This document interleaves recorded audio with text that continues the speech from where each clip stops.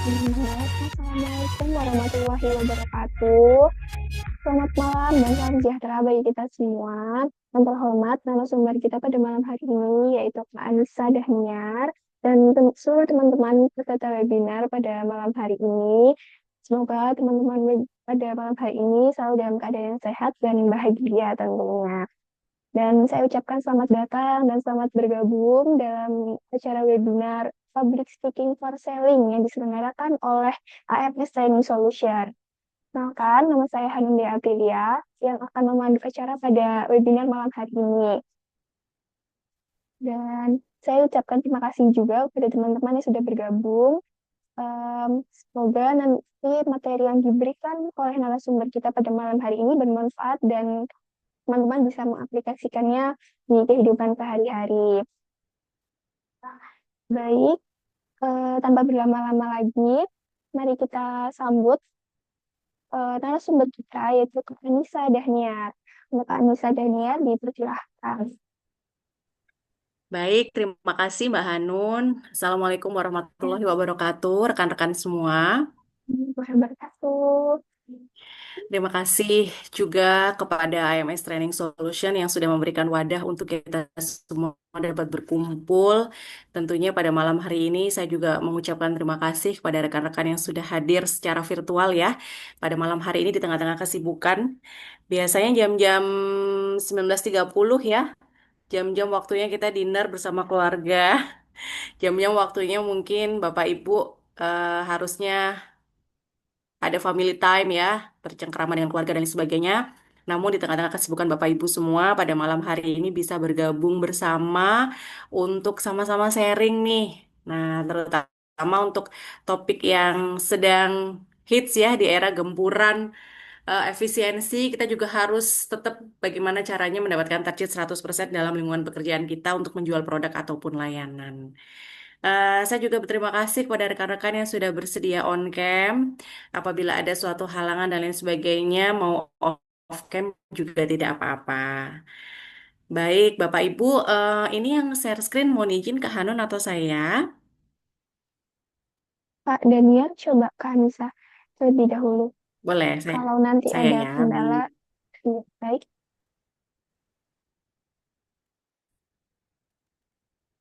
Oke, apa sudah terlihat?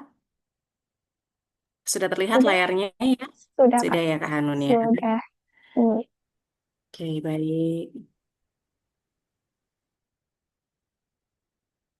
Baik, Bapak Ibu, sebelumnya saya ingin menyapa terlebih dahulu. Ini rata-rata pesertanya dari seluruh Indonesia atau dari mana ya, Kak Hanun? Ini seluruh Indonesia ini Kak. Waduh. Dari seluruh Indonesia Selamat ya. malam. Nanti mudah-mudahan AMS Iya. Learning Solution bisa juga go internasional ya. Kita kan Amin. Amin. sharing ilmu ya, karena menurut Iya, betul. hadis ya bahwasanya eh, amal yang tidak pernah terputus itu adalah ilmu yang bermanfaat untuk orang lain. Betul ya. Dan saya ucapkan selamat malam juga kepada Mas Yusuf ya. Selamat malam Mas Yusuf. Terima kasih atas kesempatan yang diberikan kepada saya untuk bisa sharing ilmu tentunya di wadah AMS Training Solution, Pak Bashir, kemudian Pak Wawan, Ibu Rita Lestari, Bu Vela. Selamat malam semuanya. Kak Eva, Pak Khairul, dan lain-lain ya. Baik, Bapak Ibu, sekarang pada malam hari ini saya akan mengangkat tema public speaking for selling ya. Kenapa sih public speaking for selling itu diperlukan? Nah, sebenarnya secara general ya, public speaking itu bisa digunakan pada segmen apapun, termasuk pada saat Bapak Ibu mengajar atau misalnya Bapak Ibu di rumah itu kan juga termasuk dalam kategori public speaking karena Bapak Ibu berhadapan atau melakukan komunikasi tidak hanya dengan dua orang, mungkin ibu, anaknya ada dua, anak dengan tiga, ibu, suami, anaknya ada berapa. Nah, public speaking itu bukan hanya pengertiannya bagaimana kita berbicara di depan umum, tapi bagaimana kita bisa mengelola cara berkomunikasi kita supaya menimbulkan kepahaman. Jadi intinya pemahaman bagi orang lain yang mendengarkan atau yang menerima informasi dari yang kita sampaikan. Nah, Bapak Ibu, sebelum kita masuk ke materi tentang selling ya, saya pengen tanya terlebih dahulu nih, mungkin Bapak Ibu bisa tuliskan di kolom chat atau mungkin dengan senang hati bisa on cam, terus kemudian kita sama-sama sharing. Pernah nggak Bapak Ibu mengalami takut nih ketika akan menemui calon klien? Atau kira-kira Kak Anissa, saya tuh bingung Kak, kalau misalnya pertama kali datang, apa ya yang kira-kira harus saya omongkan? Nah, atau nih, saya biasanya posting aja, Kak. Lalu setelah itu saya pasrah, berdoa, ya saya cuma lihat aja komennya berapa, like-nya berapa, tanpa saya pantau berapa closing dari promosi atau produk layanan saya. Nah, kira-kira mungkin ada Bapak Ibu yang mau sharing. Monggo, silahkan sebelum kita masuk ke materi nih, kira-kira mau sharing pengalaman, boleh ditulis di kolom chat.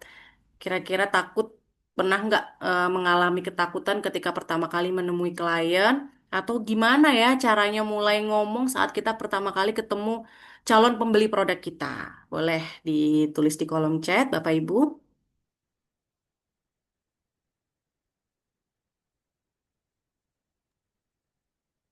Teman-teman mungkin bisa on cam atau di kolom chat, bisa banget.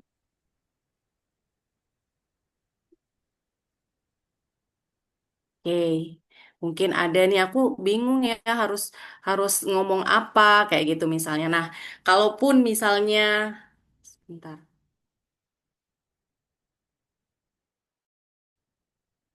sudah kelihatan materi saya, Kak Hanun? Kak, ini Jelas, masih Kak. slide ya.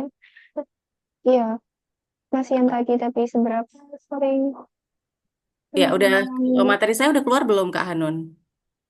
Belum tuh Kak, masih yang tadi, masih slide yang pernah mengalami takut kayak gitu Mas ya. Oh iya, maksudnya Oh sudah belum, nampak oh ya. ya, Tapi nampak, ya, nampak jelas. Iya. oke. Baik, saya lanjutkan ya.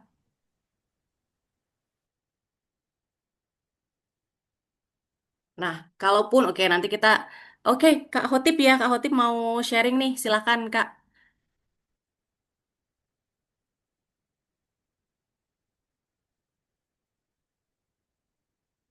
Iya, terima kasih Kak Anissa. Salam Ya, kenal dari saya. Iya, terima kasih bisa diizinkan untuk bergabung di grup Zoom malam ini. Terkait dengan pengalaman dulu saat apa ini S1 itu kan ada mata kuliah drama yang mana itu ada pembagian-pembagian seperti saya itu kan di bagian produksi. Nah, saat itu saya pengalaman di awal karena kan produksi itu bagian mencari sponsorship begitu ya, Kak ya, Anissa ya. Nah, itu saya ditugasi untuk mencari beberapa apa ya sponsorship untuk diajak kerjasama, kurang lebih seperti itu MOU. Nah, kami waktu itu ya sangat apa ya takut takut untuk nanti bagaimana boleh atau tidak, kemudian nanti kita diterima apa tidak untuk proposal kita. Tidak jadi banyak apa pertanyaan-pertanyaan dalam diri kita, apakah nanti kita diterima seperti itu dalam pengajuan proposal dan kerjasama dengan beberapa sponsorship atau PT begitu ya, yang bisa kita ajak kerjasama seperti itu kan Nisa. Jadi banyak pertanyaan-pertanyaan sebelum kita ke sana seperti itu kan Nisa. baik, terima Jadi kasih begitu, terima Pak kasih. Hotip. Ya, kalau saya boleh tahu, ini untuk eh, maksudnya Pak Hotip ingin mengajukan pendanaan ya Bapak ya. Caranya Betul bagaimana sekali. memulai Ya, eh, supaya nanti apa yang kita sampaikan kepada calon donatur itu bisa diterima dengan baik begitu ya Bapak. Nah, betul. Ya, kira-kira saya mau tanya dulu nih Pak Hotip, tadi itu kejadiannya sudah terjadi atau belum Pak? Maksudnya yang Bapak pikirkan itu Bapak sudah aplikasikan belum? Sudah dicoba? ternyata iya sudah saya coba akhirnya. Kan ini kita banyak pertanyaan yang mungkin kita tuh belum mempraktikannya seperti itu. Ya, Ternyata kalau kita sudah mempraktikkan, itu beda dengan apa yang kita sangka, apa yang kita duga, seperti itu. Ternyata sudah kita lakukan, oh ternyata seperti ini. Kita kalau sudah ya, komunikatif, kemudian banyak persepsi yang sama antara pihak A dan B, nah itu kita akan baik-baik saja dan lancar-lancar saja. Dan kemudian betul. ternyata proposal kita itu diterima dengan baik, walaupun dengan catatan tidak sebanyak yang kita harapkan yang didapatkan Yang penting seperti udah usaha ya itu. Pak. Iya, betul sekali, Ya, Kak Anissa. baik. Baik, terima kasih Pak Hotip atas sharingnya. Nah, yang Pak Hotip contohkan ini rekan-rekan ada dalam teori Stoicisme ya, dalam buku Filosofi Teras. Di situ dijelaskan ada dua hal dalam pikiran kita, satu yang bisa kita kendalikan dan satu yang tidak bisa kita kendalikan. Nah, saya tidak ada di slide, cuman ini saya sharing aja ya. Bahwasanya pikiran, bahasa, dan tindakan itu membuat satu circle, Pak Khotib dan rekan-rekan semua. Jadi, kalau pikiran kita positif, maka kita akan mengikuti bahasa dan tindakan kita juga akan positif. Contoh, kalau dari awal Pak Khotib sudah ada, aduh, jadi saya takut nih nanti kira-kira proposal saya diterima nggak ya? Ada keraguan-raguan, ada ketidakyakinan, ada ada kata-kata kayaknya nggak bisa deh. Nah, itu akan membuat circle bahasa yang dikeluarkan ketika kita akan mengajukan atau memulai pembicaraan juga jadinya ragu-ragu. Nah, akhirnya itu terus berlanjut kepada body language, kepada gesture, karena kita dari awal pikiran kita nggak yakin dulu. Nah, nanti akan ada di belakang bagaimana caranya kita bisa menerapkan pikiran positif supaya kita bisa memulai dengan jalan yang mulus. Baik, nah kalaupun Bapak Ibu posting ataupun misalnya produk dan layanan yang digunakan diposting kemudian berdoa, mungkin webinar ini salah satu jawaban dari doa-doa Bapak Ibu ya. Mudah-mudahan setelah mengikuti webinar ini Bapak Ibu bisa mendapatkan closing ya dengan sukses tentunya. Baik, Mbak Hanun ini sepertinya saya kesulitan untuk share screen. Bisa dibantu Mbak Hanun untuk share screen? Yes, Sebentar saya ini dulu. Oke.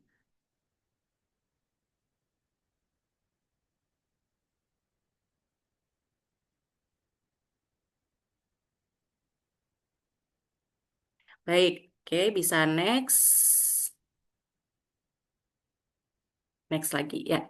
Baik, Bapak Ibu, tak kenal maka tak sayang. Saya Anissa Dahniar, seorang banker dengan pengalaman di bidang layanan dan penjualan selama 10 terakhir dengan pencapaian 100 sampai 200% setiap bulannya. Disclaimer terlebih dahulu ya Bapak Ibu, setiap sales itu pasti punya cara yang beda-beda untuk mencapai goal atau closingnya. Karena caranya bukan hanya tentang komunikasi yang baik dan benar, tapi bagaimana kita juga bisa mengolah data-data untuk bisa melakukan canvassing supaya kita bisa melakukan atau mencapai target goal atau achievement di setiap bulannya. Saya menempuh jenjang pendidikan sarjana ekonomi di Universitas Jember, kemudian untuk magisternya di Magister Akuntansi Universitas Jember. Saya juga memiliki keahlian atau Certified Master Ceremony BNSP Republik Indonesia tahun 2024. Saya juga aktif di dunia MC, trainer, dan public speaker sejak tahun 2009. Dan alhamdulillah sejak tahun 2025 ini saya menjadi bagian dari AMS Training Solution. Baik, next, Manun. Nah, Bapak Ibu yang akan kita bahas dalam webinar hari ini adalah bagaimana kita menyamakan persepsi terlebih dahulu mengenai mindset seorang sales. Bagaimana mindset seorang penjual. Ya, bagaimana kita menyamakan pemikiran kita menjadi seorang sales yang baik dan benar. Lalu nanti juga saya akan berbagi tentang bagaimana itu komunikasi efektif, komunikasi persuasif, dan konsultatif selling skill. Konsultatif selling skill ini adalah seni penjualan yang baru-baru ini diadopt atau diajarkan di dunia perbankan. Jadi bukan hanya bagaimana kita menjual produk atau layanan, kemudian kita closing itu tidak berhenti sampai di situ juga, tapi kita juga bagaimana menjadi seorang advisor. Bagaimana kita menjadi konsultan untuk klien kita, untuk calon nasabah kita misalnya. Seperti itu nanti terakhir boleh kita tutup dengan tanya jawab ya. Baik, boleh minta tolong next. Nah, Bapak Ibu boleh tulis di chat ya, kira-kira nih Pak Hotip, Mbak Rita, Mbak Eva termasuk yang mana nih, fix atau grow mindset? Nah, seseorang bisa terlihat cara berpikirnya fix mindset atau grow mindset itu dilihat dari dua aspek. Yang pertama adalah ketika seseorang menerima tantangan. Yang kedua adalah ketika seseorang menerima kritikan. Seorang fixed mindset ketika diberi tantangan, misalnya nih, oke Mbak Eva Grow luar biasa ya Mbak ya. Jadi kalau dapat challenge nih Mbak Eva harus jual produknya 100 produk per bulan. Nah, jawabannya kira-kira gimana? Kalau orang fixed mindset, misal nih, Pak Bashir, tolong ya, untuk target bulan ini Bapak harus mampu menjual sepeda listrik sebanyak 100 piece. Misal, contoh, seorang fixed mindset yang dijawab atau yang dikeluarkan pertama kali ketika dia mendapat challenge atau tantangan adalah, wah, saya nggak bisa, saya nggak mampu, itu bukan ranah saya. Ada nih Pak Khotib yang lebih pintar daripada saya. Jadi dia mental block. Jadi dia tidak bisa menerima challenge. Sedangkan grow mindset, orang-orang dengan grow mindset, oke katakanlah dia belum ahli untuk penjualan sepeda listrik, tapi dia tidak pernah berkata tidak. Mungkin bisa diganti dengan, baik, saya belum bisa, tapi saya akan mencoba maksimal untuk melakukan penjualan sepeda listrik dengan target 100 piece. Itu grow mindset. Yang kedua, kritikan. Seorang fixed mindset menganggap kritikan itu adalah sesuatu yang buruk yang ditanamkan orang lain kepada dia. Setelah dia menerima kritik, dia menjadi cenderung tertutup. Dia menjadi cenderung, oke lah, aku nggak bisa, berarti ya udah, cukup sampai di sini. Aku sudah membuktikan aku tidak bisa, maka aku tidak akan mencoba lagi. Tapi lain dengan orang grow mindset, ketika dia diberi kritikan, kritikan itu akan dijadikan senjata untuk menjadi lebih baik. Nah, kira-kira nih Bapak Ibu tergolong yang grow mindset atau fixed mindset. Mudah-mudahan semuanya grow mindset ya. Nah, untuk seorang sales, grow mindset yang diperlukan adalah tiga hal. Bagaimana menjadi pribadi yang unggul, bagaimana kita selalu menerapkan mindset seperti yang tadi Pak Khotib bilang ya, pikiran saya terlebih dahulu takut Mbak. Pikiran saya terlebih dahulu ini gimana ya kira-kira kalau misalnya proposal saya tidak terima. Tapi kalau kita yakin, maka kita akan sejalan dengan kesuksesan. Yakin dulu, Pak. Pokoknya yakin dulu. Karena dengan adanya pikiran yakin, maka akan berpengaruh kepada bahasa dan tindakan kita, menampakkan kepada calon klien kita bahwa kita adalah seorang sales yang yakin. Nantinya akan berdampak kepada kesuksesan target kita. Boleh minta tolong next? Nah, pribadi yang unggul. Pribadi yang unggul ini kalau boleh kita singkat, ini adalah spesifik ya. Smart, profesional, empati, komunikatif, integratif, fokus, intelijen, dan komitmen. Sambil kita bahas satu persatu, mungkin Bapak Ibu bisa tulis di kolom chat, apa bedanya empati dan simpati, apa bedanya smart dan intelligence. Oke. Bapak Ibu kita bahas satu persatu ya. Smart. Seorang sales yang smart adalah ketika dia bertemu dengan calon klien, ketika dia bertemu dengan calon donatur, diajak ngomong apapun itu nyambung, Bapak Ibu. Gimana caranya kita bisa jadi seseorang yang smart? Banyak baca, banyak browsing. Handphone yang kita pakai jangan digunakan untuk kalau ibu-ibu nih ya nonton Lambe Turah misalnya nih, atau Lambe Nyinyir nih misalnya. Coba beberapa account bisa Bapak Ibu follow seperti detik.com, Kompas, supaya Bapak Ibu bisa mendapatkan informasi-informasi yang update. Jadi ketika ketemu calon klien kan kita nggak mungkin nih, Bapak Ibu saya Anis dari Bank AMS, saya ingin menawarkan produk. Nah, kalau cara jualnya seperti itu, saya yakin Bapak Ibu nggak bakal closing. Tapi kalau Bapak Ibu menjadi pribadi yang unggul untuk menciptakan konektivitas kepada calon klien, itu akan lebih gampang masuknya untuk kita jualan. Contoh, misalnya nih Pak Kutip ya, mau ketemu sama calon donatur di sebuah pondok pesantren. Nah, ketika datang, Bapak jangan langsung nih, izin Pak, Bapak ini saya ada kegiatan, ini proposal saya dan lain sebagainya dan lain sebagainya. Pasti orang, aduh, minta sumbangan nih, atau aduh, donatur apa lagi nih. Mungkin caranya bisa lebih smooth dengan Bapak, terutama memperkenalkan diri. Bapak saya Pak Khotib, misalnya dari lembaga ASKA misalnya. Ini ya Pak, lagi sibuk apa ini Pak, pondok pesantrennya misalnya. Atau Pak Kiai baru pulang haji kemarin gimana Pak pengalaman di Mekah. Jadi kita bangun dulu konektivitas, kita bangun dulu obrolan yang nyaman. Nah, ketika beliau-beliau menyampaikan hal-hal, oh iya Pak, ini gara-gara efisiensi Pak. Nah, efisiensi pemerintah sekarang itu apa sih? Apa sih yang dipangkas? Nah, itu kita harus tahu. Oke, simpati lebih kasih sayang, empati lebih memahami perasaan orang lain. Oke, nanti kita bahas Pak Khotib, terima kasih. Nah, berikutnya adalah profesional. Bagaimana kita menampilkan personal branding yang baik sebagai seorang sales yang mewakili identitas sebuah perusahaan. Ya, nggak mungkin kan kita mau jualan produk sampo, tapi rambut kita ketombean, tapi rambut kita baunya nggak sedap. Atau misalnya kita seorang banker datang dengan baju compang-camping misalnya, tidak bermake up yang baik. Atau katakanlah kita mau jual sepeda listrik tapi kita kurang em, istilahnya apa ya, kurang energik begitu ya. Karena kan sepeda listrik identik mungkin dengan kekuatan menggunakan sepeda dengan fisik ya, seperti itu misalnya. Jadi kita harus mencirikan personal branding sesuai dengan identitas perusahaan kita supaya kita nampak, oh ya ini bener nih orang ini sales yang profesional. Berikutnya empati. Oke, izin. Kalau empati, ini ya, saya izin jelaskan perbedaannya. Empati dan simpati. Kalau empati itu lebih kepada perasaan, Pak Khotib, betul.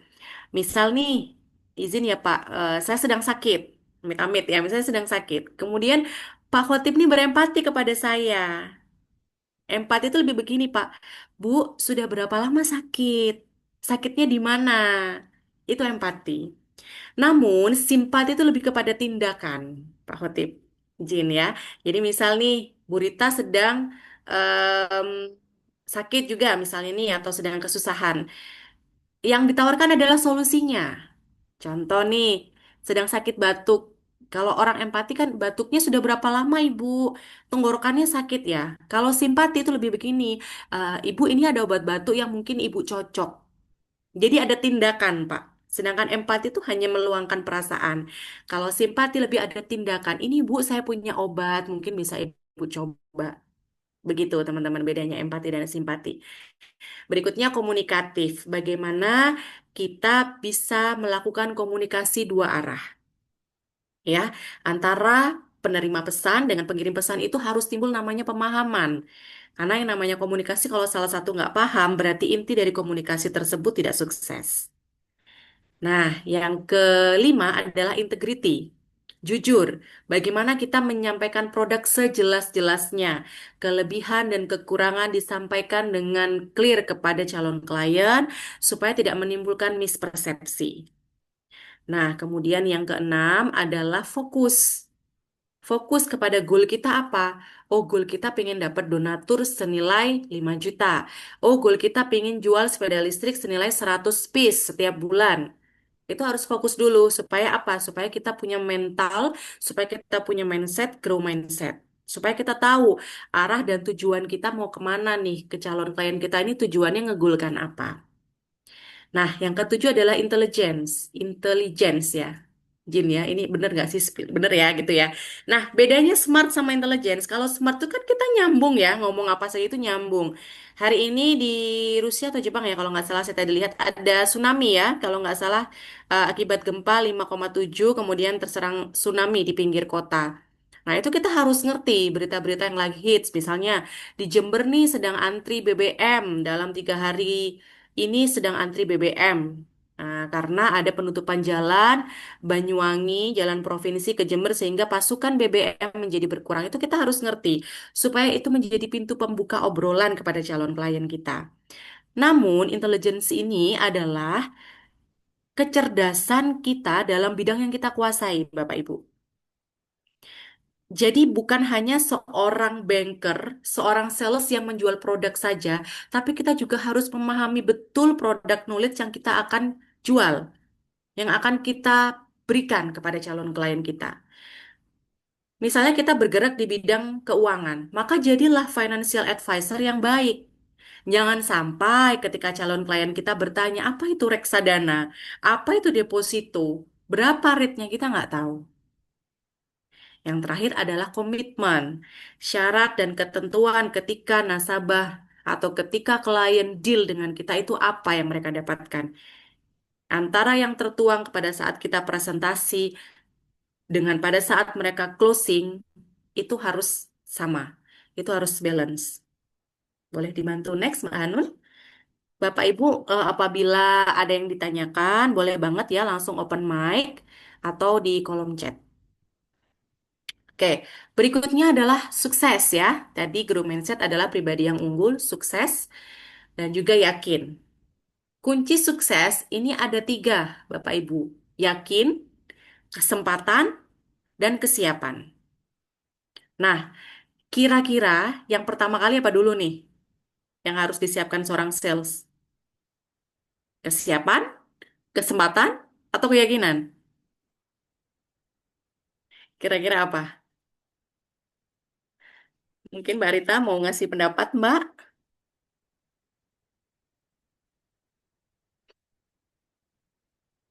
Oke, saya langsung aja ya.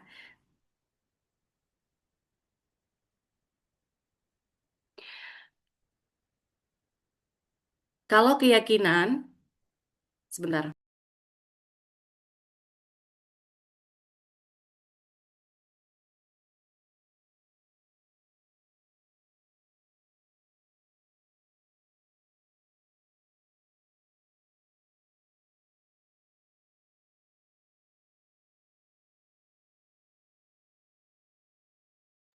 Oke, baik, mohon maaf. Baik, kalau kunci sukses yang ada tiga ini tadi, kesiapan, kesempatan, dan keyakinan. Sebelum kita melakukan canvassing ya, seorang sales, kita perlu beberapa persiapan. Di antaranya adalah bagaimana kita melakukan riset terlebih dahulu untuk calon yang kita akan kunjungi. Bagaimana kita menyiapkan data-data, kira-kira dia sudah punya sepeda listrik berapa, kira-kira kegunaan sepeda listriknya apa, pekerjaannya apa, dan lain sebagainya. Kemudian yang kedua itu tadi keyakinan bahwa saya kita harus yakin terlebih dahulu kita akan bisa closing. Kita harus punya mindset positif. Karena dalam filosofi teras, pikiran, bahasa, dan tindakan semuanya jadi satu circle. Kalau pikiran kita positif, maka bahasa yang akan kita tunjukkan ketika kita akan presentasi itu juga akan positif, begitupun dengan gesture. Yang terakhir adalah kesempatan, Bapak Ibu. Ketika kita bikin janji, ketika kita WA atau ketika misalnya kita by phone, bikin janji kepada calon klien yang akan kita ketemu, oke, sudah dapat kesepakatan hari apa kita bakal ketemu. Oke, kita sudah ada janji. Nah, tapi pada saat janji itu tiba, kita ditemui nih. Misal kalau kita ketemu sama orang penting, kita ketemu sama sekretaris lebih dahulu. Pada saatnya kesempatan itu datang, beliau tidak ada di tempat atau beliau sedang ada kesibukan sehingga kesempatan pada saat hari itu hilang. Kira-kira perilaku growth mindset-nya seperti apa, Bapak Ibu? Apakah, wah, ini orang kayaknya menghindari saya nih, atau wah, kayaknya orang ini menganggap produk kita nggak penting, atau seperti apa? Kalau kita menilik pada pribadi yang unggul tadi, apabila kesempatan pada hari pertama itu tidak datang, sebaiknya pikiran kita itu tetap positif. Supaya ketika kita menyampaikan kepada lawan yang kita ajak bicara, which is itu adalah sekretarisnya atau satpamnya, itu tetap pada gesture yang baik. Bukan pada, oh, Pak, gak ketemu paling pura-pura sibuk ya, atau apa. Kita harus menimbulkan kesan profesional tetap. Jadi, oh baik, mungkin bisa lain kali saya bikin janji dengan Bu Septi misalnya. Boleh saya minta nomor telepon Bapak Ibu Sekretaris supaya saya bisa membuat janji di lain hari. Seperti itu. Jadi keyakinan, kesempatan, kesiapan ini merupakan tiga unsur bagaimana kita bisa sukses menjadi sales. Nah, dalam teknik penjualan, Bapak Ibu, ternyata attitude itu adalah memiliki pengaruh yang sangat besar ya dibandingkan knowledge dan skill yang kita miliki. Karena seperti kata pepatah bahwasanya adab lebih tinggi daripada ilmu. Jadi mau kita ilmu setinggi apa, tapi kalau kita tidak bisa menghargai calon klien, tidak bisa menghargai orang lain, maka eh, kita tidak akan bisa mencapai apa yang namanya grow mindset. Bisa next, Mbak Hanun?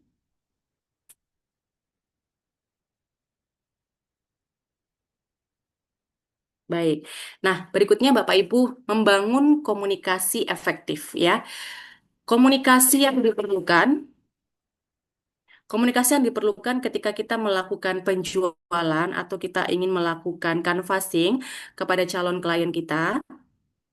adalah komunikasi efektif dan komunikasi yang persuasif. Apa sih komunikasi itu? Komunikasi itu adalah pertukaran pemahaman melalui media antara pengirim dan penerima pesan. Jadi goalnya dalam komunikasi ini apa? Orang yang kita ajak ngomong itu ngerti dulu maksud kita. Orang yang kita ajak ngomong ini ngerti nih maksud kita ini ingin mempresentasikan atau ingin menjelaskan tentang sebuah produk.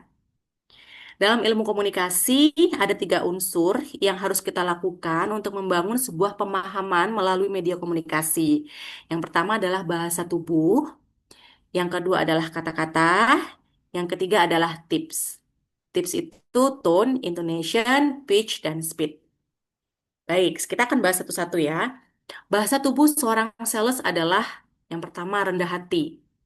Bukan rendah diri ya Bapak Ibu ya, rendah hati. Bagaimana kita bersikap seolah-olah kita tidak jauh lebih tinggi dari calon klien kita. Wong calon klien kita adalah customer, adalah raja. Bagaimana kita bisa menyikapi orang, Bapak Ibu mungkin pernah tahu ya bagaimana orang jualan obat ya. Ngomong dari A sampai Z nggak pernah ada berhenti-berhentinya tanpa dia mau mendengarkan. Sebenarnya orang yang kita ajak ngomong ini butuh nggak sih obat itu? Kalau sales yang baik adalah bagaimana kita bisa menyeimbangkan antara kapan kita harus ngomong dan kapan kita harus mendengarkan. Karena dengan kita mendengarkan apa yang menjadi problem calon klien kita, kita bisa tahu. Apa yang menjadi situasi dari calon klien kita, kita bisa tahu. Lain kalau kita ngomong Bapak Ibu, sepeda listrik yang saya pasarkan ini spesifikasinya A, A, B, C, D, D, E, E, F gitu ya. Nah, kalau Bapak Ibu pakai sepeda listrik ini, Bapak Ibu dijamin bisa berat badannya turun dari 70 kilogram menjadi 50 kilogram dalam waktu 2 hari. Mah, kalau itu saya juga mau ya Bapak Ibu ya. Cuman konsepnya nggak seperti itu. Apakah nasabah ini benar butuh sepeda listrik yang seperti itu? Atau butuh sepeda listrik dengan spek yang berbeda? Caranya adalah kita harus belajar juga mendengarkan. Kita harus mau mendengarkan. Cara kita, tanda kita mendengarkan adalah dengan kita mengulangi, Bapak Ibu. Contoh nih, misalnya Mbak Afida bilang, iya Mbak, saya itu sekarang sedang melakukan gaya hidup go green. Jadi, saya sekarang mengurangi Mbak keluar dengan bahan baku BBM supaya bisa mengurangi polusi udara. Tanda kita mendengarkan apa Bapak Ibu? Oh, jadi Mbak Afida sekarang sedang hidup go green ya Mbak. Kita ulang. Kita menandakan bahwa kita respect. Iya Mbak, benar. Go green ini benar. Kita pancing lebih banyak eh, calon klien kita itu ngomong. Kalau di era sekarang bukan penjual yang lebih banyak ngomong Bapak Ibu, tapi calon klien kita yang harus lebih banyak ngomong. Supaya di situ kita bisa menggali banyak informasi apa sih yang menjadi problem dia supaya kita bisa menawarkan produk, kita bisa memberikan solusi produk atau layanan yang sesuai dengan problem beliau. Nah, selanjutnya melayani sudah ya tadi penampilan, eye contact, cara duduk, gesture, posture, dan ekspresi. Ini semua mempengaruhi. Sehingga jika Bapak Ibu tidak dalam kondisi bagus untuk melakukan penjualan atau tidak dalam kondisi prima untuk presentasi di depan calon klien, ada baiknya Bapak Ibu bicara dengan atasan bahwasanya Bapak mungkin bisa diganti. Bukan kita fix mindset ya, tapi kadang kan ada beberapa orang yang ditakutkan tidak maksimal dan lain sebagainya. Mungkin bisa dibantu Pak, saya didampingi atau lain sebagainya dengan tetap profesional. Berikutnya, kata-kata magic words ya. Jadi kata-kata pemanis, personal touch itu juga harus ditunjukkan ketika kita pertama kali bertemu dengan klien. Bapak Ibu, terkadang ketika kita misalnya melakukan penjualan itu kan tidak hanya di daerah atau di lokasi kota. Mungkin ada Bapak Ibu yang harus melakukan penjualan di lokasi yang tidak tersentuh oleh, misalnya ini saya di bank ya, tidak tersentuh oleh bank, di mana bahasa yang digunakan adalah bahasa daerah. Jika Bapak Ibu kesulitan, Bapak Ibu nggak usah makso atau nggak usah maksa. Ya wes lah orang ini bahasanya Perancis, terus kemudian Bapak Ibu juga ikutan Perancis, padahal Bapak Ibu kurang fluent dalam bahasa Perancis. Nggak usah Bapak Ibu. Jadi tetap gunakan bahasa Indonesia yang baik dan benar supaya tidak menimbulkan mispersepsi, tidak menimbulkan salah arti. Nah, berikutnya dalam menjelaskan KISS ya, keep it smile and simple, jelaskan dengan smiling voice, jelaskan dengan sesimpel-simpelnya. Tidak perlu panjang kali lebar kali tinggi, tapi tidak ada intinya. Jelaskan dengan sesimpel-simpelnya. Tadi ya, tidak dominan. Dan yang paling penting Bapak Ibu, ajukan pertanyaan terbuka. Itu juga sangat penting supaya Bapak Ibu bisa menggali kebutuhan calon klien kita. Misal nih, ajukan pertanyaan tentang donatur nih ya Pak Khotib ya. Jangan Bapak sampaikan pertanyaan yang jawabannya iya atau tidak. Misal, oh Bapak, santrinya sedang banyak ya Pak ya akhir-akhir ini. Ya, pasti jawabannya begitu. Atau kira-kira ini santrinya ada 1.000-an Pak? Enggak. Misalnya seperti itu. Coba pancing dengan pertanyaan bagaimana Bapak perkembangan pondok pesantren Bapak sekarang. Nah, pasti dia akan bercerita. Atau nih, kalau kita mau jual sepeda listrik, Ibu, sekarang kalau nganter anaknya sekolah pakai metode transportasi apa? Bukan dengan sepeda listrik. Ibu mengantar anak sekolah pakai sepeda listrik ya? Pasti jawabannya iya atau tidak. Kita tidak bisa menggali di situ. Kita akan stop di jawaban iya atau tidak. Lain jika pertanyaannya terbuka. Ibu, kalau mengantar anak sekolah pakai metode transportasi apa? Sepeda listrik, Mbak. Oh, sepeda listrik ya, Ibu. Tanda respect. Kira-kira kalau sepeda listrik itu Ibu sukanya spek yang seperti apa? Bukan kita yang menjelaskan produk kita terlebih dahulu, Bapak Ibu, untuk pengantar. Lebih baik bagaimana nasabah bisa atau klien bisa membuka ruang terlebih dahulu untuk sharing apa kebutuhannya, apa yang menjadi problemnya, dan kita datang sebagai advisor, sebagai pemberi saran, bukan sales. Nah, berikutnya tone. Jadi penekanan pada setiap inti-inti yang harus Bapak Ibu berikan penjelasan tentang produk Bapak Ibu. Intonasi, pitch ya. Kalau dulu di Akademi Fantasi, pitch kontrolnya mana? Itu adalah eh, penekanan kepada bagian-bagian tertentu yang penting, Bapak Ibu. Nah, yang terakhir speed. Bapak Ibu, saya boleh diinstruksi ya kalau misalnya saya terlalu cepat dalam menyampaikan. Baik, pilih minta tolong next, Mbak Hanun.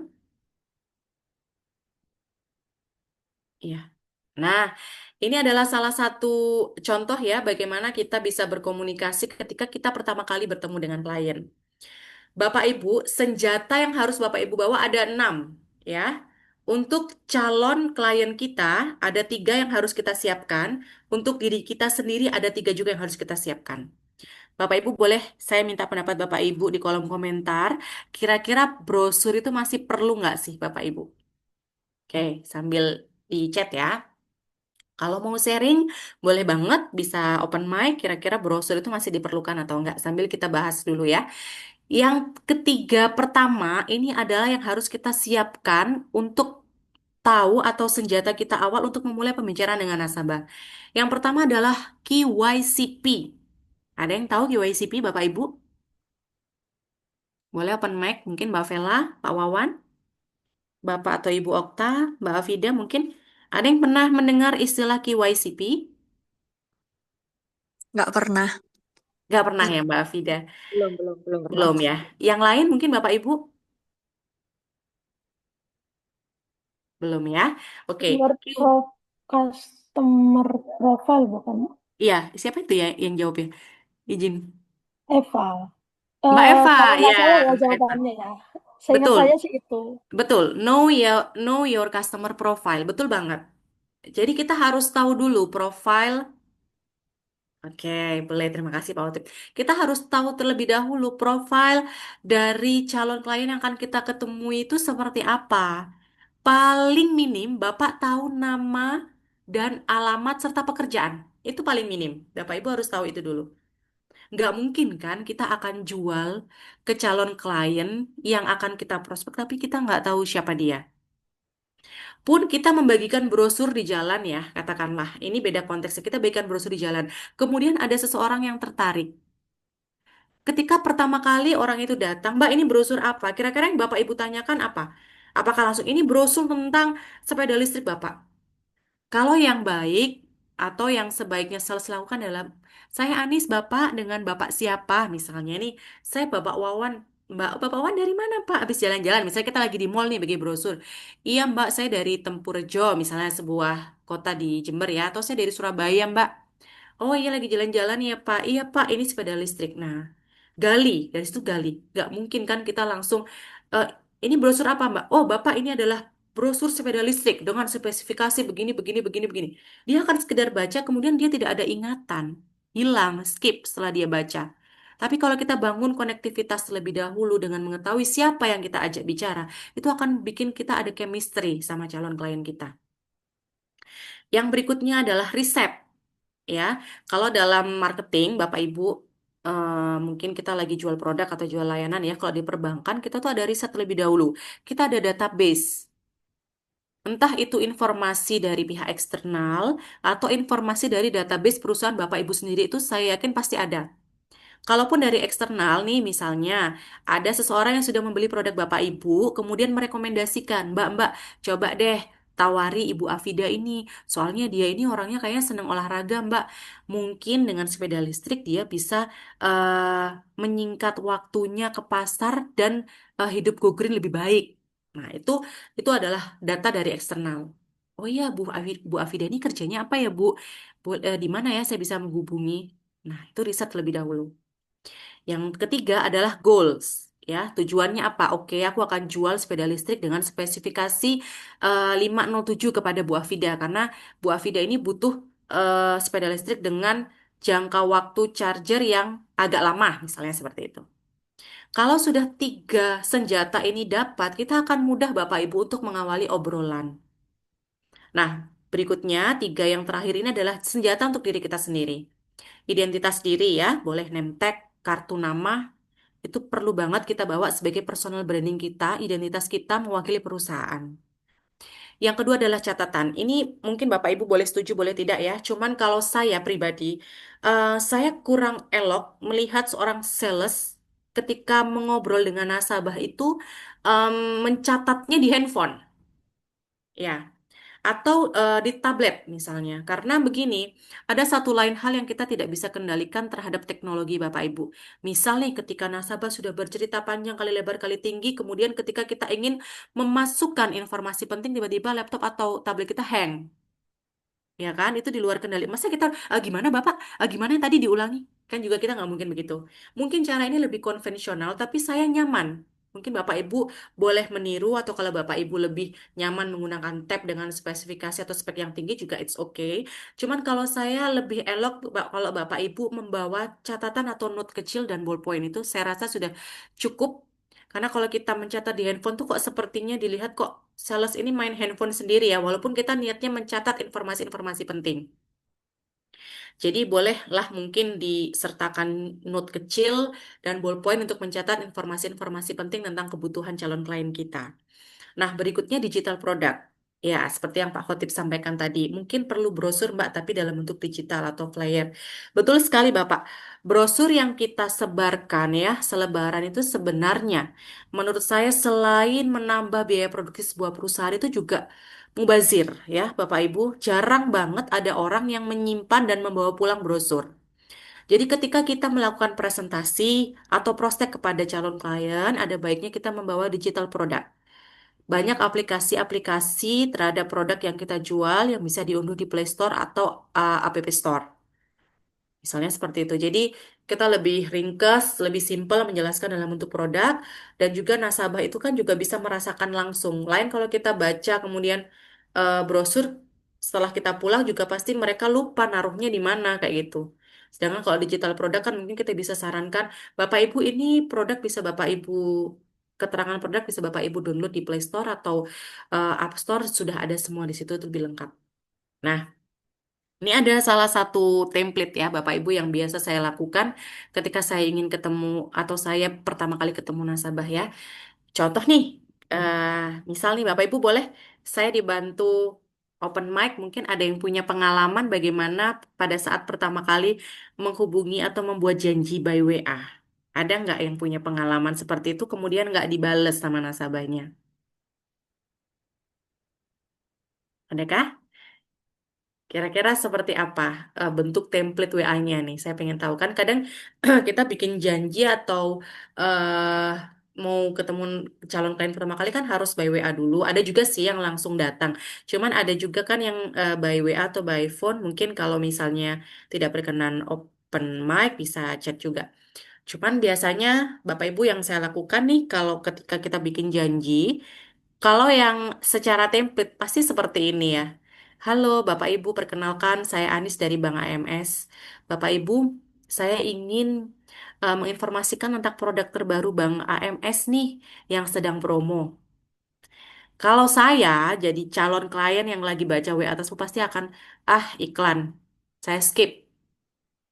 Mungkin Bapak Ibu bisa Bapak Ibu ganti dengan personal touch. Kita bangun yang namanya intimacy. Halo, selamat pagi Bapak Ibu, saya Anis dari Bank AMS. Apa kabar Bapak Ibu Yusuf misalnya? Apa kabar Bapak Ahmad Khotib? Semoga sehat selalu ya Pak. Seperti itu. Kita bangun personal touch. Kita sebutkan sesering mungkin nama dari calon klien kita.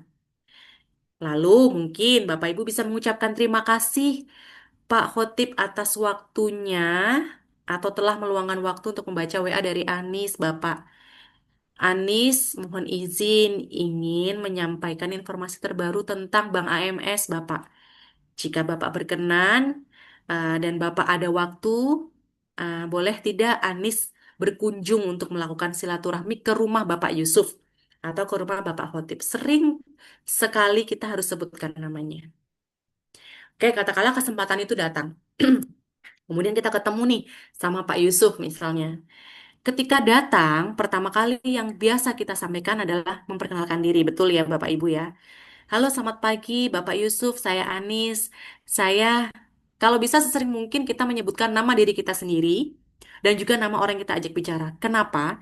Karena dengan menyebutkan nama kita sendiri itu akan menanamkan di mindset beliau bahwasanya Bank AMS ini ya Mbak Anis, sepeda listrik ini ya Mbak Afida, atau Ponpes ini ya Bapak Ahmad Khotib. Selamat pagi Pak Yusuf, saya Anis. Anis kemarin yang WA Bapak, Pak, yang bicara tentang Bank AMS. Biasanya rekan-rekan sales itu kata-kata yang pertama kali dikatakan adalah, maaf ya Pak Yusuf, saya mengganggu. Iya, betul sekali Pak. Maaf ya Bapak, saya mengganggu. Maaf ya Pak Yusuf, saya mengganggu waktu Bapak. Bapak Ibu, tolong. Kalau Bapak Ibu mau jualan, hilangkan kata-kata negatif. Maaf ya, saya mengganggu waktunya. Itu coba bisa diganti dengan kata-kata yang tidak menimbulkan persepsi. Kalau kita bilang, maaf ya Bapak Ibu, saya mengganggu waktunya, pasti mindset dia ada, oh iya, lu datang mengganggu waktu gue nih. Nah, ibaratnya begitu. Mungkin bisa diganti dengan, eh, saya Anis, Bapak dari Bank AMS. Mungkin Bapak berkenan, Pak, untuk meluangkan waktu sebentar. Nah, itu lebih enak ya daripada maaf mengganggu waktunya. Nah, ketika oh iya iya Mbak, silakan silakan duduk, silakan masuk misalnya. Apakah Bapak Ibu langsung jualan? Jangan Bapak Ibu ya. Kalau bisa kita ngobrol santai lebih dahulu nih. Misalnya kita lagi berkunjung ke tokonya Pak Wawan nih. Oh, Bapak, yang dijual lumayan bervariasi ya, Pak, produknya ya. Tuh. Ini ambilnya di mana, Pak? Ambilnya di mana, Pak? Kalau beliau mau jawab, oh, kita dapat kata kunci. Oh, dia punya supplier besar nih. Kita gali dari lingkungan sekitar tersebut. Gunakan bahan-bahan riset yang kita dapat atau yang kita bawa di kantor untuk menjadikan obrolan pada saat pertama kali ketemu. Kuncinya, jangan langsung jualan pada saat opening pertama kali Bapak Ibu ketemu klien. Oke, Bapak Ibu ada yang ditanyakan sampai sini terlebih dahulu?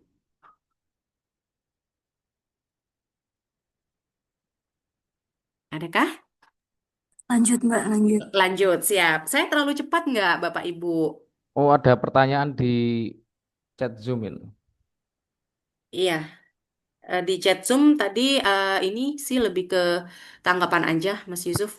Oh iya. Oke, baik. Boleh dibantu next, Mbak Hanun? Nah, setelah kita bisa melakukan komunikasi efektif di awal perjumpaan dengan calon klien atau calon customer kita ya, berikutnya adalah ketika kita akan masuk ke inti, Bapak Ibu. Baru kita ganti cara komunikasi kita dengan komunikasi yang lebih persuasif. Komunikasi persuasif ini jenis komunikasi yang bertujuan untuk mempengaruhi atau membujuk orang lain agar menerima suatu gagasan atau pendapat. Ya, di sini ada 4 part yang bisa saya bagi dalam komunikasi persuasif. Ini ibarat kata kita melakukan presentasi ya. Kita akan menyampaikan tentang produk kita. Kita akan bercerita tentang produk kita. Nah, kalau di era sekarang di media sosial itu kita kenal namanya hook. Nah, itu penting banget Bapak Ibu untuk kita pakai sebagai opening untuk memancing ketertarikan calon klien kita. Contoh, misalnya saya mau jual sebuah layanan prioritas, ya, layanan kesehatan prioritas. Hooknya apa? Contohnya seperti ini. Bapak Ibu, sekarang ini zaman orang apa-apa ini nggak mau antri. Orang dengan kesibukan yang beragam, semua minta didahulukan. Benar nggak Bapak Ibu? Nah, kita masuk dulu. Pasti mereka, oh iya ya, benar ya Mbak Nisa ya. Iya, orang zaman sekarang itu nggak mau jadi yang biasa-biasa aja nggak mau. Sekarang banyak produk-produk atau layanan-layanan yang menyediakan manfaat-manfaat untuk nasabah atau untuk calon-calon klien yang loyal Bapak Ibu terhadap sebuah perusahaan. Masuk ke storytelling. Storytelling itu ada rumusnya. Ada time pass storytelling, jadi berdasarkan waktu dulu, sekarang, nanti. Dulu kita mau jual sepeda listrik nih. Dulu apa-apa orang ini harus menggunakan BBM.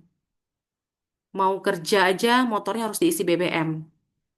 Sekarang zaman udah canggih, kita nggak perlu antri-antri, tinggal charger. Nah, dulu sekarang kita sudah bisa berangkat kantor dengan sepeda listrik atau motor listrik. Kedepannya apa? Nanti mungkin dengan tenaga matahari kita lagi nggak butuh tenaga listrik.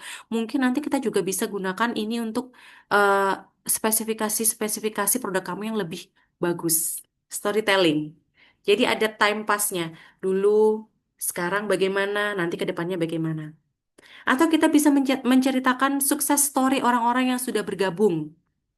Saya punya Bapak Ibu klien pakai sepeda listrik spesifikasi ini.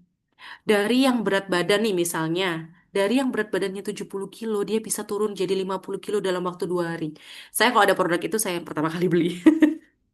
Nggak bercanda ya Bapak Ibu ya. Jadi storytelling. Kalau dalam bukunya Dale Carnegie tentang selling ya Bapak Ibu ya, itu ada 2 rumus. Punch, simpatis, itu diperlukan pada saat kita pertama kali opening dalam presentasi.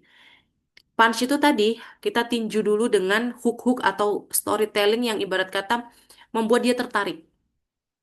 Zaman sekarang ini kalau orang nggak jadi prioritas di sebuah bank, dia akan mendapatkan pelayanan yang biasa aja Bapak Ibu. Nah, kemudian kita ceritakan storytelling. Ada klien saya, dia diberikan kemudahan di bandara misalnya. Karena dia jadi nasabah atau dia jadi prioritasnya produk apa.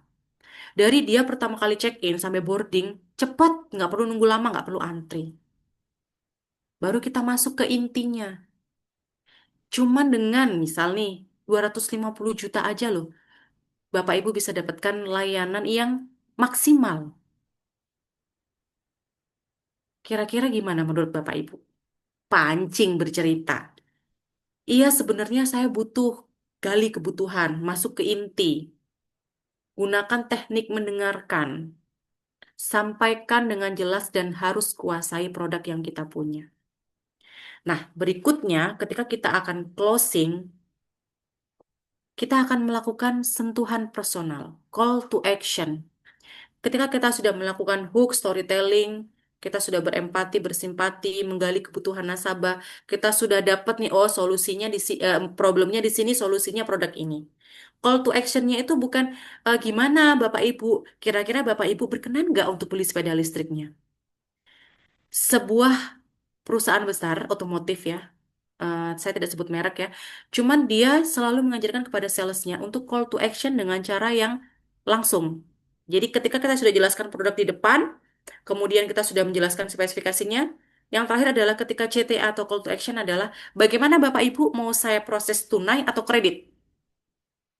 Nggak lagi bertanya gimana Bapak Ibu mau pilih yang ini atau yang ini, bagaimana Bapak Ibu langsung, bagaimana Bapak Ibu mau proses tunai atau kredit. Jadi seperti ditodong nih si kliennya. Tapi CTA yang itu kebanyakan banyak suksesnya. Nah, udah nih ceritanya closing. Habis itu apakah selesai di situ? Jangan ya Bapak Ibu. Ketika kita sudah bisa connect, sudah bisa closing, tetap kita harus bangun intimacy, kita harus bangun chemistry, kita harus sering WA, telepon, menyapa. Ataupun ketika misalnya kita belum closing ya, kita masih pada saat satu dua kali pertemuan, jangan segan-segan untuk misal nih, beliau update status, atau beliau di Instagram atau medsosnya upload. Jangan segan-segan untuk komen, like, atau istilahnya bagaimana kabarnya Bapak Ibu disapa dengan intens. Karena pengalaman saya pribadi, saya sering closing dengan cara membangun konektivitas seperti itu Bapak Ibu. Jadi kita connect terlebih dahulu. Jadi ketika mereka ada sesuatu kebutuhan tentang perbankan yang diingat adalah Mbak Anis. Karena apa? Karena seringnya saya muncul dalam kehidupan mereka, menghantui kehidupan mereka seperti itu. Oke, sampai sini ada yang ditanyakan? Kalau enggak, boleh dilanjut Mbak Hanun. 8:30 ya, oke. Nah, tips menjaga ketertarikan dalam berkomunikasi ya. Tadi sudah saya sampaikan, apa yang kita sampaikan harus relevan, bermanfaat, tunjukkan dan libatkan. Jadi komunikasi itu dua arah. Kemudian storytelling, berikan pertanyaan terbuka, bawa alat presentasi yang memadai, sampaikan storytelling yang menarik, boleh story sukses dari klien kita, bagaimana mereka senang menggunakan produk kita, personal touch, berikan hadiah-hadiah kecil ketika ulang tahun, atau ketika datang bawakanlah oleh-oleh atau personal touch seperti itu. Oke, boleh dibantu next. Oke, ini membangun engagement ya. Warm welcome ya. Jadi bagaimana kita datang dengan hati yang hangat. Nah, ini yang kedua adalah yang paling penting adalah membuat semuanya mudah Bapak Ibu. Jadi make it simple. Bagaimana proses pembelian sepeda listrik itu dipermudah. Baik dari pengisian aplikasi, bagaimana dengan tata cara pembayaran, dilakukan dengan mudah dan cepat. Yang ketiga, make it personal ya. Jadi bagaimana kita sering-sering banget menyebutkan nama Pak Hoti, terima kasih ya Pak sudah beli sepeda listrik di Anis. Nanti kalau ada yang perlu Bapak tanyakan, Anis dengan senang hati akan merespon WA atau telepon dari Bapak terkait sepeda listrik yang Bapak beli. Tentunya dengan gesture, posture yang tulus. Ya, kemudian jangan pernah katakan tidak bisa kepada klien. Ya, walaupun itu sudah mentok kebijakan dan lain-lain, jangan pernah katakan tidak bisa di awal. Mungkin Bapak Ibu bisa ganti dengan tidak bisa itu, kata-kata tidak bisa dengan mohon waktu Bapak Ibu, saya akan bantu tanyakan kepada atasan yang lebih mengerti. Atau mohon sebentar Bapak Ibu, saya akan diskusikan dengan rekan kerja. Sambil menunggu nih, itu ada tekniknya ya, namanya nanti teknik nerd, itu nanti bisalah untuk sesi berikutnya bagaimana kita mengatasi keluhan atau keberatan dari calon klien. Pada intinya adalah jangan pernah kita bilang tidak bisa pada calon klien kita apapun yang terjadi. Bukan kita memberikan harapan atau pemberi harapan palsu ya Bapak Ibu. Cuma dengan kita katakan bisa terlebih dahulu itu akan membuat mereka lebih tenang. Akan membuat mereka yakin terhadap kita. Nah, bagaimana cara kita mengolah solusinya itu yang harus kita pelajari tentunya dengan bekal produk knowledge dan kebijakan-kebijakan dari perusahaan Bapak Ibu yang harus kita kuasai. Seperti itu. Baik, next. Nah, ini tadi ya yang saya bilang konsultatif selling skill. Sudah tidak zamannya sales itu jualan berhenti di jualan. Kalau kita mau jual produk makanan sehat ya seperti Kak Eva ya, bagaimana kita menjual produk jus atau produk salad itu sebagai solusi untuk orang-orang yang membutuhkan makanan sehat. Jadi bukan hanya oke saya jual salad, oke saya jual jus, tidak. Bagaimana membuat mereka bercerita apa yang menjadi keluhan mereka.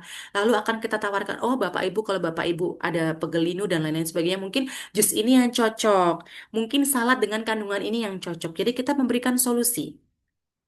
Ya, konsultatif skill merupakan seorang konsultan untuk kliennya, untuk calon customernya. Nah, bagaimana kita bisa menjadi konsultan yang baik? Kita harus melakukan riset supaya kita tahu nih apa problemnya, supaya kita bisa menawarkan solusi yang tepat untuk calon klien kita.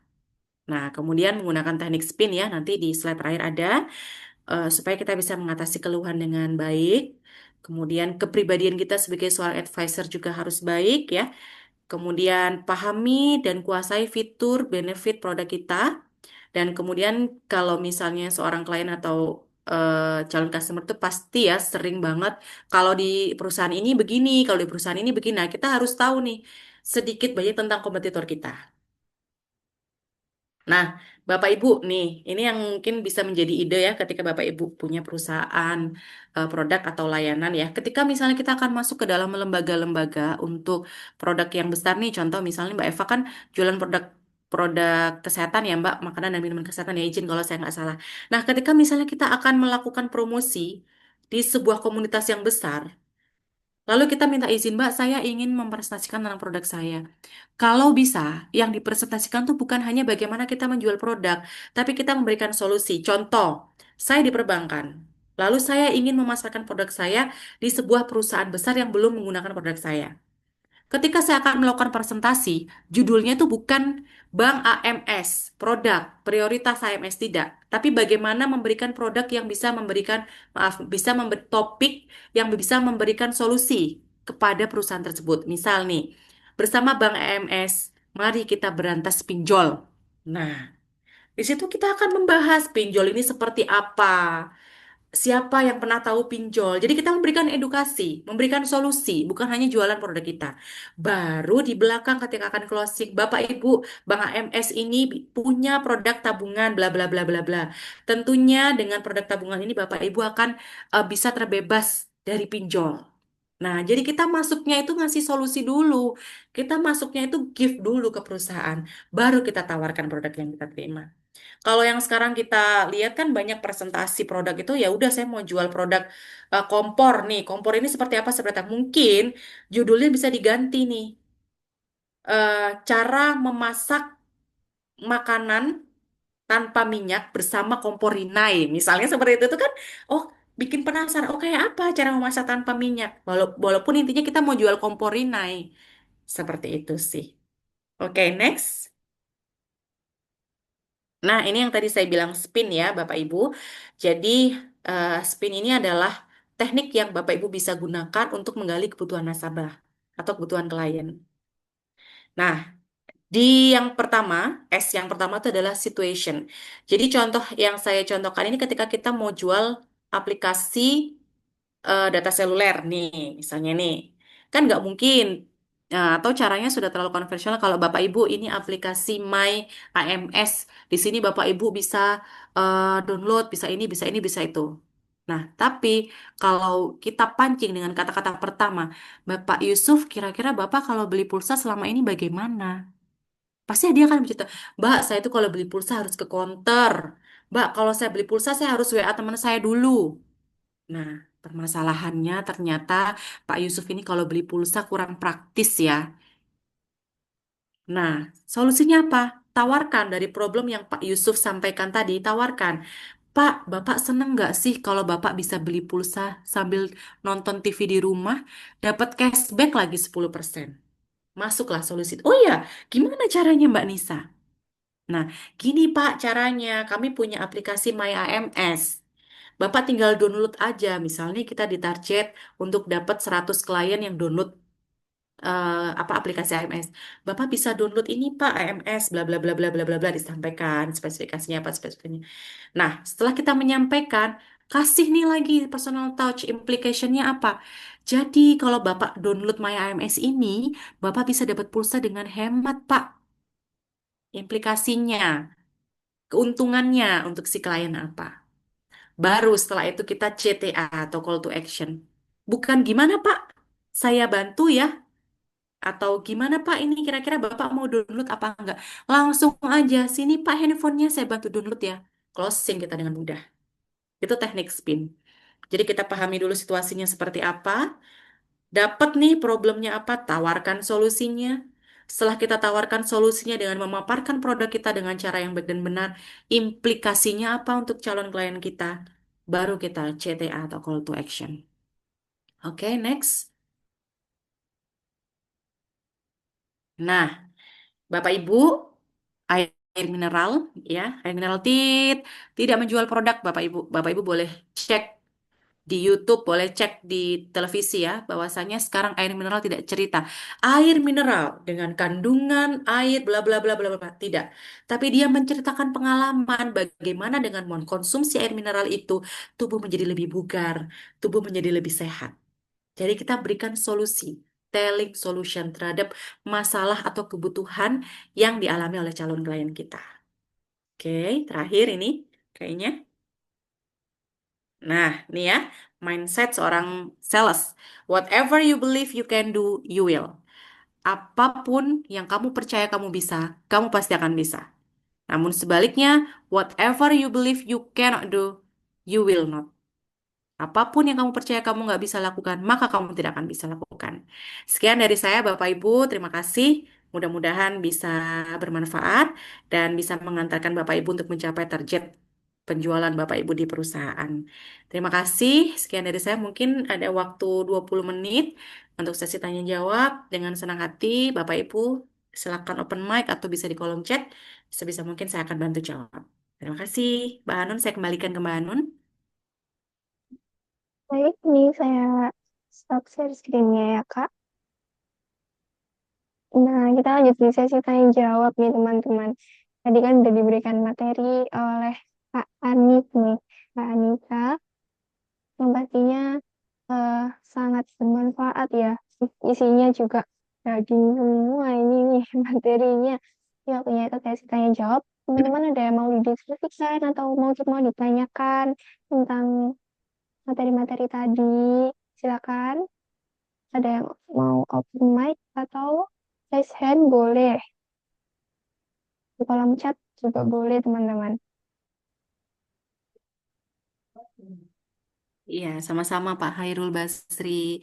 Bapak mungkin bisa open mic nih, Bapak dari mana? Ada pengalaman sales yang bisa dibagi nggak ke teman-teman atau pengalaman penjualan, Pak? Iya Mbak Anis, Eh, saya kan kebetulan ini ya jualan jasa ini Mbak apa untuk sertifikat halal Oh ya. untuk UMKM ya, UMKM. Nah kan kebetulan kan pemerintah lagi menggratiskan ya untuk tahun ini tuh ada 1 juta kuota se-Indonesia. Nah memang pengalaman kami di lapangan ya terutama di Jakarta itu, jadi ketika UMKM itu kita datangi kita tawarkan sertifikat halal ini, itu kan gratis ya, artinya mereka nggak usah bayar. Tapi mereka malah banyak yang Hmm. menolak gitu ya. Pernah satu waktu kita datang ke Pak Haji jualan ketoprak, kita tawarkan itu, dia malah marah-marah. Wah, kamu nggak percaya, saya udah puluhan tahun jualan ketoprak nih, kamu bilang nggak halal, kata dia gitu. Astagfirullahaladzim. Saya takut kita kan. Jadi beberapa kawan itu akhirnya mundur, Bu. Jadi ketemu orang jadi takut. Nah, mungkin Ibu ada solusinya, Mbak. Terima Baik, kasih. Pak Khairul. Nah, sebenarnya Pak, saya eh, akan mengajukan pertanyaan ke Bapak dulu. Itu awalnya bagaimana Pak Bapak ngomongnya? Maksudnya ceritanya gimana? Kok sampai Pak Haji itu, wah kamu nggak percaya kalau saya ini sertifikatnya halal. Mungkin ada miss di penyampaian pertama atau bagaimana Pak Khairul? Karena kan nggak mungkin semata-mata ketika kita datang tanpa tahu maksudnya dan lain sebagainya, calon klien atau customer kita itu menolak begitu Pak, izin. Iya, kan kita datang ya, izin Pak, kami dari lembaga yang apa pendamping proses halal gitu ya. Nah, saya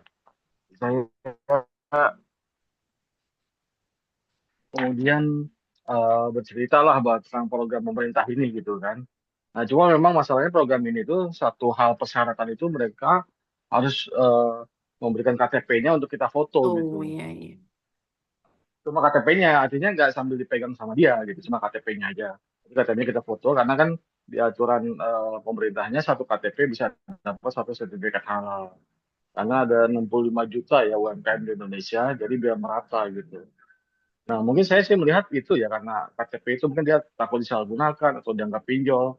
Tapi kita udah yakinkan dia gitu bahwa Iya iya iya baik. itu persyaratan yang harus dimasukkan ke sistem dengan gitu. Akhirnya dia, oh ya udah kita mundur lah. Nggih, nggih. Baik, Pak Khairul izin kalau misalnya kita di stasiun-stasiun kereta api ya, mungkin rekan-rekan pernah em, melihat beberapa generasi muda ya, yang permisi Kak, boleh minta waktunya sebentar nggak? Gitu 5 menit aja. Sering nggak sih lihat yang seperti itu? Nah, kebanyakan dari kita akan apa sih, ya kan? Atau eh saya lagi buru-buru nih, ntar aja gimana? Walaupun saya pernah coba berhenti. Cuman mungkin begini Pak, satu, timingnya kurang tepat. Mungkin pada saat Pak Khairul datang, beliau sedang sibuk lagi berjualan Pak, lagi sedang melayani ketopraknya, satu ya. Begitukah Pak Khairul? Ya, iya juga sih waktu itu emang nggak tahu apa ada sih Ya, ngomong gitu. nah, ya. Jadi itu tadi Pak, kesiapan, kesempatan, sama keyakinan. Nah, kita harus cari momentum selain kalau saya boleh izin saran, program sertifikasi halal ini juga harus disiarkan secara serentak oleh pemerintah Pak dengan mengadakan sosialisasi sosialisasi bersamaan dengan UMKM lainnya. Nah, mungkin pada saat momen Pak Khairul datang itu beliau sedang lagi rame-ramenya berjualan. Sehingga ini apa? Maksudnya ini saya lagi sibuk nih. Mungkin dalam mindset yang penting nggak sih menyampaikan ini padahal saya sudah halal kayak gitu. Mungkin Pak nanti bisa dicari waktu yang tepat ya, kesempatan yang tepat untuk menyampaikan tentang program sertifikasi halal tersebut. Nah, kemudian yang kedua, mungkin pas momentum masuknya, Bapak bisa izin nih, ya namanya orang ada keinginan ya Pak, Bapak kan pasti ditarget untuk jual sertifikasi halal itu walaupun gratis. Mungkin Bapak bisalah datang ke tempat yang sekaligus Bapak makan siang di situ. Misal nih sambil makan siang ketopraknya, sambil cerita apa ini ketopraknya jualannya di sini aja nih, dipancing dulu. Kan kita juga sebenarnya ada juga ilmu untuk memahami karakter atau kepribadian dari orang lain, Pak. Ada kalau Bapak pernah tahu melankolis, sanguinis, plekmatis, koleris itu juga harus dikuasai oleh seorang sales. Ini kira-kira calon klien saya ini tipikal yang mana? Itu juga harus Bapak kuasai supaya kita lebih enak, lebih nyambung ngobrolnya.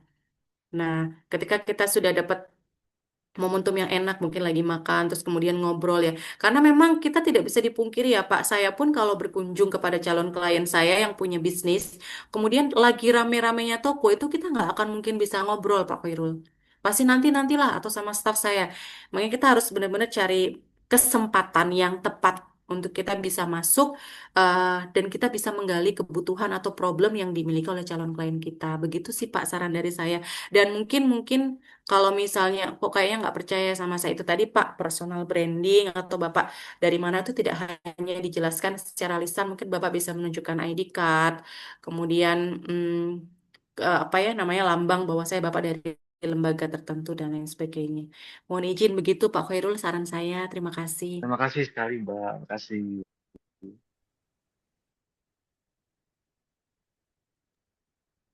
Ini Baik, mungkin teman-teman ada yang lain dan ya. ditanyakan lagi. Entah didiskusikan bersama Kak Anissa.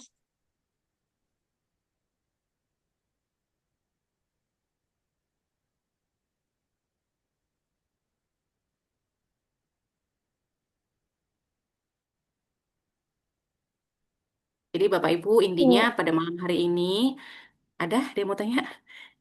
Hmm. Oke. Oh, Jadi pada nggak ada intinya lagi, pada Kak. malam hari ini bagaimana kita menjadi seorang sales atau seseorang yang punya keinginan sesuatu kepada orang lain ya. Misalnya kan kita pengen misalnya Mbak Rina beli produk kita, Mas Yusuf pakai layanan kita. Bagaimana kita sebelum em, apa ya istilah achieve terhadap keinginan kita, kita berikan dulu solusi kepada calon klien kita. Kita gali dulu problemnya apa supaya kita bisa masuk, supaya kita bisa connect, supaya kita bisa bangun intimacy dengan calon klien kita. Jadi tidak semata-mata kita hanya berjualan, kemudian kita istilahnya aku jual, aku closing ya udah. Tapi bagaimana kita bisa jadi seorang advisor, seorang konsultan yang baik untuk calon klien kita. Karena sekarang seorang sales tuh bukan lagi jual barang, laku, closing, udah selesai. Enggak. Tapi bagaimana dia bisa bangun eh after salesnya. Dia bisa bangun konektivitas ketika dia selesai untuk melakukan penjualan. Begitupun dengan misalnya kita minta donatur. Setelah kita diberi donatur, apakah berhenti sampai di situ? Enggak. Kalau bisa kita tetap bangun silaturahmi. Kalau bisa kita ada waktu sering menyapa.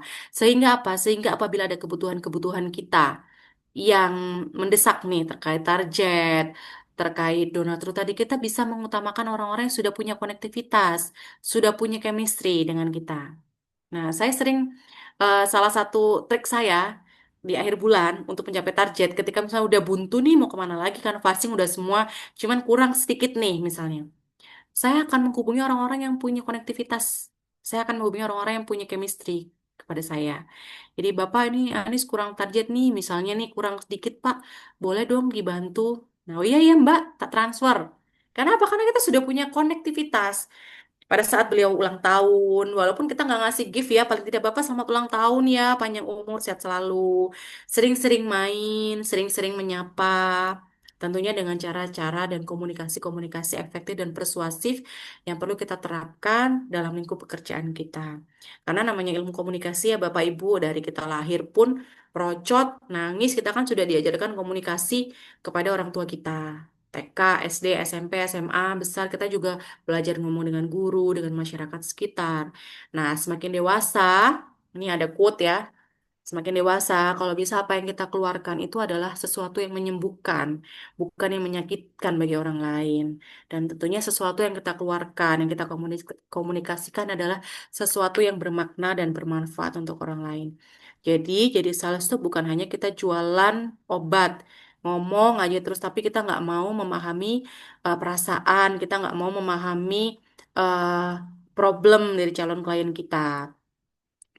Kita egois dengan ya udah pokoknya aku harus closing Mbak Rina nih harus pakai produk aku gitu enggak ya. Jadi kita harus lebih menawarkan solusi terhadap apa yang mereka belum pernah dapatkan pada produk atau layanan sebelumnya yang bisa kita berikan pada produk dan layanan kita yang sekarang. Seperti itu.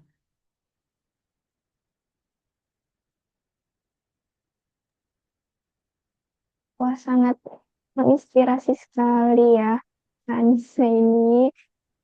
Oke, teman-teman, mungkin kalau ada yang mau ditanyakan lagi, silakan di kolom komentar. Masih ada 9 menit lagi. Di sini kita mau ada dokumentasi nih, teman-teman. Mungkin yang ada, mungkin ada yang bisa on cam. Silakan untuk on cam ya, teman-teman.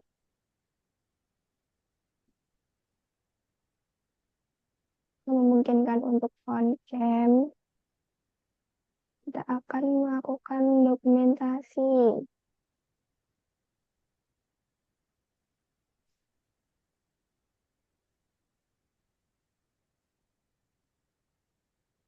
Tunan.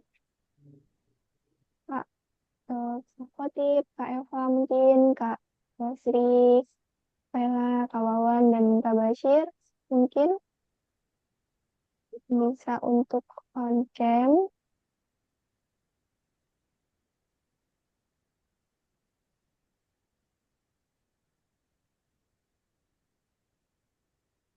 Baik, saya hitung mundur ya.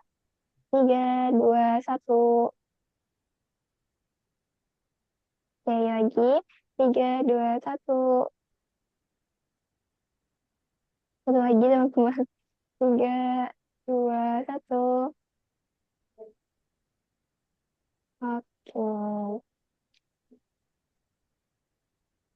Nah, saya ucapkan terima kasih untuk Kak narasumber kita malam hari ini, tuh Kak Anissa Dahniar, atas materi-materinya. Terima kasih untuk teman-teman juga telah meluangkan waktunya untuk mengikuti webinar pada malam hari ini. Jangan lupa untuk follow Instagram AMS, karena di situ banyak banget informasi-informasi tentang webinar, tentang latihan-latihan yang mungkin perlu teman-teman ikuti. Dan semoga ilmu yang didapat hari ini bisa bermanfaat untuk kedepannya dan bisa diaplikasikan pada saat lagi ini ya, saat meyakinkan untuk menjual, untuk closing nih, gitu. Saya Hananda Aprilia, mohon maaf jika ada salah kata atau kekurangan dalam memandu acara pada webinar malam hari ini. Semoga kita bisa bertemu lagi di acara webinar AMS Training Solution lainnya.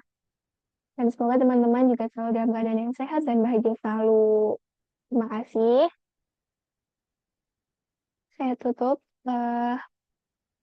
webinar kali ini ya teman-teman. Assalamualaikum warahmatullahi wabarakatuh. Waalaikumsalam. Waalaikumsalam. Terima kasih.